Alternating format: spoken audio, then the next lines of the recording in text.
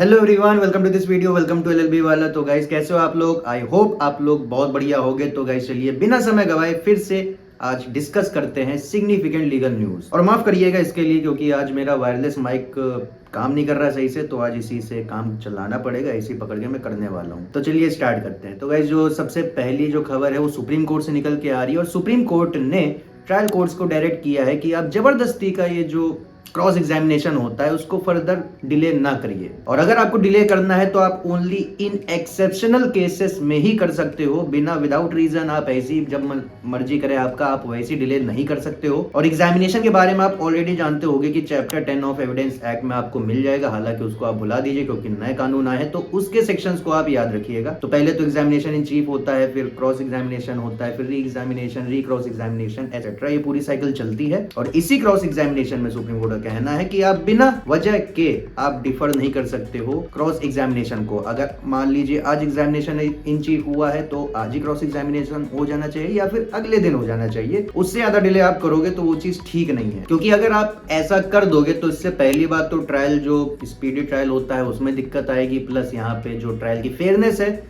उसके ऊपर question mark लग सकता है, प्लस यहाँ पे जो विटनेस है जिसका क्रॉस एग्जामिनेशन होने वाला है कहीं ना कहीं उसकी जो सेफ्टी है वो भी इंडेंजर हो सकती है। हालांकि विटनेस की अगर सिक्योरिटी अगर इंश्योर करनी है तो वहां पे आप डिले कर सकते हो, ये एक रीजन बन जाता है, but without reason not allowed. अब चलिए यहाँ पे फैक्ट्स के बारे में जान लेते हैं जो सुप्रीम कोर्ट के सामने एक केस में आए थे, जिसके बेसिस पे सुप्रीम कोर्ट ने ये चीज कही है। तो देखिए केस होता है सुरेंद्र सिंह नाम के एक व्यक्ति का, जो कि पेशे से पुलिस वाले होते हैं। ये क्या करते हैं कि इनको पता चलता है कि जो इनकी वाइफ होती हैं उनका किसी व्यक्ति के साथ इल्लिसिट अफेयर चल रहा है, इलीगल अफेयर चल रहा है। तो ये क्या करते हैं, इनको बहुत ज्यादा गुस्सा आ जाता है। तो मैंने आपको बताया ये पुलिस वाले तो थे ही, तो ये पुलिस स्टेशन में थे और उस पुलिस स्टेशन के अंदर, शायद मयूर विहार पुलिस स्टेशन करके नाम है, वहां पुलिस स्टेशन के अंदर वो जो व्यक्ति था दूसरा वाला जो इनकी वाइफ के साथ अफेयर चला रहा था, उसको वहीं पे क्लोज रेंज में गोली मार के हत्या कर देते हैं उसकी। अब यहाँ पे इनके ऊपर मर्डर का चार्ज लग जाता है। इस पूरे इंसिडेंट में एक और महिला कांस्टेबल वहां पे होती हैं, जो कि इस पूरे जो कहानी है, जो इंसिडेंट है वहां की, ये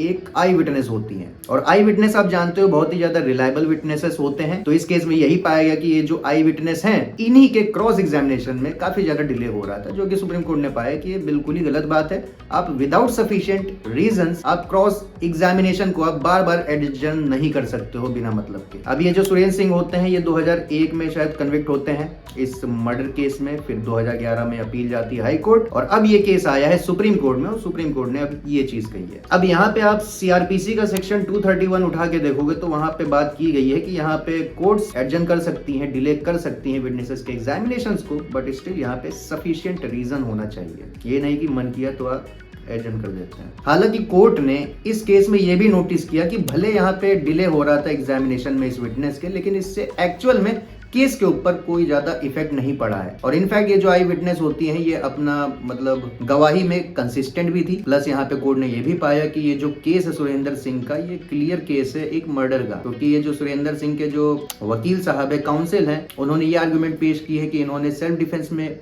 मारा सामने वाले को, प्लस यहाँ पे ग्रेव एंड सडन प्रोवोकेशन था। लेकिन कोर्ट ने यहाँ पे ये ऑब्जर्व किया कि वो जो व्यक्ति जिसकी आपने मतलब हत्या की है, मर्डर किया है, वो वहां पे पुलिस स्टेशन में आता है। पुलिस स्टेशन में आप वहां पे अथॉरिटी थे, आप पुलिस वाले हो, आपके पास बंदूक है और आप यहाँ पे कह रहे हो कि वो आपको मारने आया हुआ था। एक अनआर्म्ड आदमी जिसके पास कोई मतलब गोली वोली नहीं है, वो आपको मारने आया था और आपने ग्रेव एंड सडन प्रोवोकेशन में सेल्फ डिफेंस में एक अनआर्म्ड आदमी से सेल्फ डिफेंस में आपने गोली निकाल के मार दी। तो ये बहुत ही ज्यादा वीक आर्गुमेंट है। तो ये चीज है। अब इसके बाद गाइस खबर निकल के आ रही है बिहार से। बिहार में आप जानते हो कि बहुत ज्यादा ब्रिज कोलैप्सेस हो रहे हैं। अब ये मैटर नहीं करता कि ब्रिज वो बन रहा था या बन चुका था, एक्टिव ब्रिज था। यहाँ पे ऐसे ब्रिजेस भी कवर हैं, मतलब जो बन गए थे वो तो टूटे ही हैं, जो बन रहे थे वो भी गिर के टूट रहे हैं। इनफैक्ट यहाँ पे रिपोर्ट निकल के आई है कि पिछले 15 दिनों में 9 ब्रिजेस वहां पे टूट के गिर चुके हैं, 9 या 10 टूट के गिर चुके हैं, जो कि बताता है कि ये बिहार में बहुत ही ज्यादा अलार्मिंग सिचुएशन है। ऐसा बिल्कुल भी नहीं होना चाहिए था। यहाँ पे बहुत ज्यादा स्पेकुलेशंस निकल के आ रहे हैं कि ब्रिज के कंस्ट्रक्शन में बहुत ज्यादा करप्शन भी हुआ है, तो ये भी एक एंगल बताया जा रहा है। बाकी इनके गिरने से जान माल का तो खर्चा हो ही रहा है ना। At the end of the day public he suffering and पे है। तो यहाँ पे गाइस इसी के चलते पब्लिक इंटरेस्ट लिटिगेशन फाइल किया गया है, PIL फाइल किया गया है सुप्रीम कोर्ट में, ताकि ये जो पूरा जो मुद्दा हो रहा है, ये जो ब्रिजेस जो गिर रहे हैं, इसके ऊपर प्रॉपर जांच हो कि कहाँ पे कैसे क्या दिक्कत आ रही है। क्योंकि आप जानते हो अराउंड 70% बिहार का एरिया फ्लड प्रोन है, वहां पे बाढ़ आती रहती है। तो ऐसे में स्ट्रक्चर्स बहुत ही ज्यादा मजबूत बनाए जाने चाहिए। और यहाँ पे 15 दिन में 9-10 ब्रिज गिर जा रहे हैं, तो ये तो बहुत ज्यादा अलार्मिंग सिचुएशन है। अब भाई कोई आदमी रोड मतलब हाईवे से जा रहा है, उसको तो पहले यही डर लगेगा ना कि कहीं ये 10वां ब्रिज तो नहीं है जो गिरने वाला है। तो ये चीजें हैं, पिछले 2 सालों में बहुत ही ज्यादा ब्रिजेस गिरे हैं, बहुत ही ज्यादा एक्सीडेंट्स हुए हैं ऐसे, जिससे बहुत सारे लोगों की जान भी गई है। और प्लस यहाँ पे बिहार के ऊपर फाइनेंशियल बर्डन तो पड़ ही रहा है। और इनफैक्ट ये चीजें बार बार हो रही है, इसके ऊपर कोई सही से एक्शन नहीं हो रहा है, बार बार ब्रिजेस गिर रहे हैं। तो ये कहीं ना कहीं ये भी दर्शा रहा है कि इन सारे इंसिडेंट से कुछ सीखा भी नहीं गया है इस चीज को इम्प्रूव करने के लिए, बेटर करने के लिए। इनफैक्ट ये चीजें इतनी ज्यादा रिकरिंग हो गई हैं, इतनी बार बार ये सब चीजें हो रही हैं कि इससे ये भी नहीं कहा जा सकता है कि ये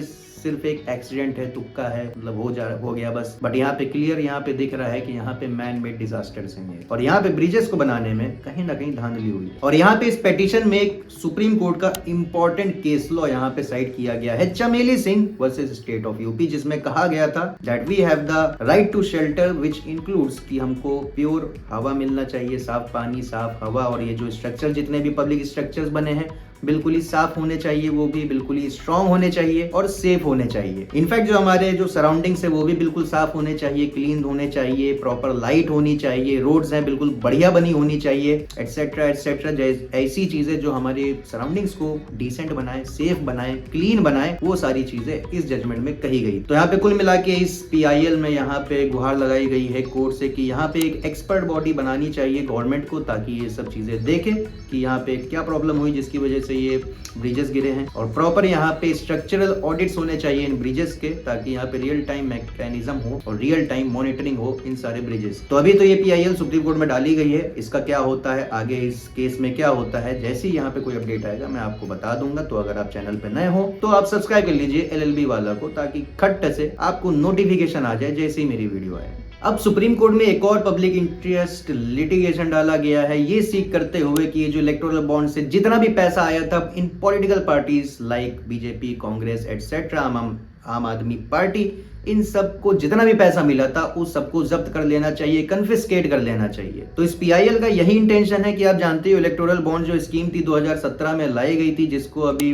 15 फरवरी को आई गेस सुप्रीम कोर्ट ने स्ट्रक डाउन किया था। तो क्योंकि इस स्कीम को ही स्ट्रक डाउन कर दिया है, तो इससे जितने पैसे मिले हैं उसको भी जब्त कर लेना चाहिए। इनफैक्ट ये जो SBI ने जब डेटा दिया था कोर्ट को कि किसने कितना पैसा दिया है पॉलिटिकल पार्टी को, तो वहां पे पता चला था कि ऐसी बहुत सारी कंपनीज थी, ऐसे बहुत सारे लोग थे जिन्होंने पॉलिटिकल पार्टीज को पैसा दिया है, और ऐसे लोगों के ऊपर क्रिमिनल प्रोसिक्यूशन भी चल रहा होता है। कहीं ना कहीं ये भी पाया गया कि उनके केस को दबाने के लिए ये सब किया गया था, उनको पॉलिटिकल पार्टी को पैसा दिया, BJP को पैसा गया। तो BJP जब तक पावर में है तब तक वो जो भी कंपनीज थी, जो भी लोग थे, वो बचे रहे। इनफैक्ट आपको पता होगा कि SBI भी बहुत ज्यादा रिलेक्टेंट थी इस डेटा को पब्लिक करने के लिए, हालांकि सुप्रीम कोर्ट ने जब फटकार लगाई अच्छे से तो उन्होंने सरेंडर किया। और फिर उसके बाद जब डेटा पब्लिक हुआ था तो उसके बाद किसने किसको पैसा दिया वो तो आपको बताने की जरूरत है नहीं, बहुत ज्यादा न्यूज में ऑलरेडी था ये। और इस रिपोर्ट के आने के बाद यहाँ पे सरकार के ऊपर खुला क्विड प्रो क्वो के एलिगेशंस लग गए थे। मतलब इसका मतलब ये होता है कि पॉलिटिकल पार्टी को इस कंपनी ने पैसा दिया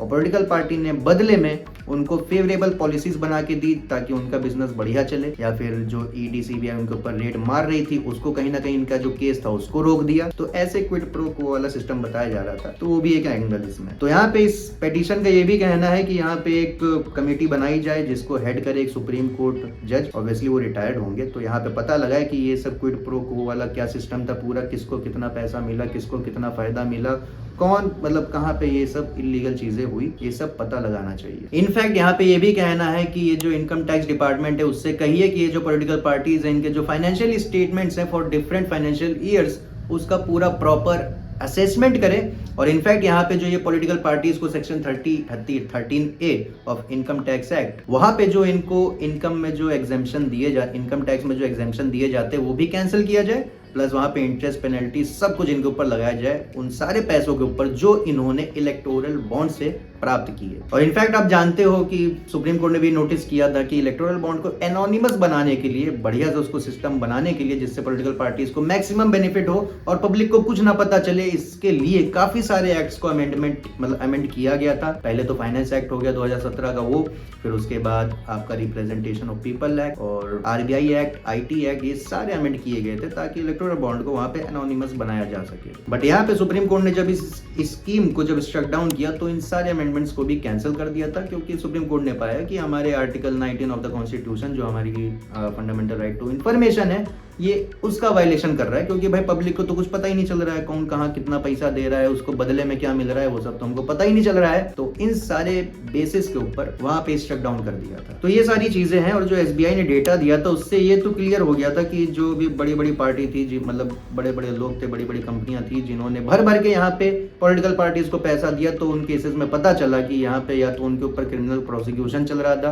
तो उनकी फाइलें दबी, या फिर उनको कोई फेवरेबल पॉलिसी लॉ चाहिए था अपने फेवर में जो कि पॉलिटिकल पार्टीज ने इनको बना के दी, या फिर इनको कोई बड़ा टेंडर या फिर कोई बड़ा कॉन्ट्रैक्ट चाहिए था तो इन्होंने भर भर के पैसा दिया तो उनको वहां पे वो कॉन्ट्रैक्ट नहीं मिल गया। तो ये सारी चीजें हैं, बढ़िया पिटीशन है, लेकिन देखते हैं इसके ऊपर सुप्रीम कोर्ट क्या करती है। हालांकि पर्सनली मुझे लगता है कि यहाँ पे ज्यादा कुछ होने वाला नहीं उस पिटीशन में, but still let's see what happens. जैसे ही कुछ खबर आएगी आपको अपडेट कर दूंगा। और फिर से मैं आपको दोहरा रहा हूँ कि आप भैया नए हो अगर चैनल पे तो आप सब्सक्राइब कर लीजिए ताकि आपको सबसे पहले यहाँ पे नोटिफिकेशन मिले जैसी मेरी वीडियो अपलोड हो। तो ये चीज है। अब गाइस दिल्ली हाईकोर्ट ने एक बड़ी चीज कह दी है, और बड़ी चीज ये कह दी है कि व्हाट्सएप आप जानते हो हर कोई चलाता है। व्हाट्सएप पे हम लोग काफी सारी बातें करते हैं, कहीं ना कहीं कई बार ऐसी बातें कर लेते हैं कि जो चीजें हम लोगों को बाद में जाके फंसा सकती हैं, इंक्रिमिनेट कर सकती हैं, और जिसको बाद में आप एज अ प्रूफ किसी भी कोर्ट ऑफ लॉ में आप उसको प्रेजेंट कर सकते हो। लेकिन यहाँ पे इसी चीज के ऊपर दिल्ली हाईकोर्ट ने थोड़ा सा रेस्ट्रिक्शन लगा दिया। दिल्ली हाईकोर्ट का ये कहना है कि आपके पास अगर व्हाट्सएप कन्वर्सेशन है, आप सिर्फ उसका स्क्रीनशॉट लेके ऐसी वहां पे